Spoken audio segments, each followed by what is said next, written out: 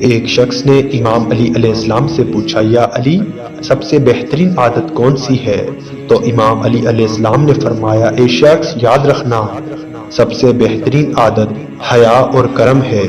جس انسان میں حیا اور کرم ہوتا ہے تو وہ شخص اللہ کے نزدیک سرخرو ہوتا جاتا ہے۔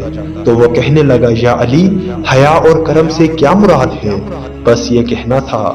تو امام علی علیہ السلام نے فرمایا، حیا سے مراد پاک دامن ہونا ہے، اور کرم سے مراد اللہ کی مخلوق کے لیے اپنے دل کو نرم رکھنا ہے۔ یاد رکھنا، جو انسان پرہیزگاری اختیار کرے، اپنے نفس کو گناہوں سے بچانے کی کوشش کرتا رہے اور اس کے ساتھ ساتھ اپنے دل کو اللہ کی مخلوق کے لیے نرم رکھ کر لوگوں کی مدد کرتا ہو، تو سمجھ جانا یہ انسان جنت میں وہ مقام حاصل کرے گا جس پہ انبیاء بھی فخر کرتے ہیں۔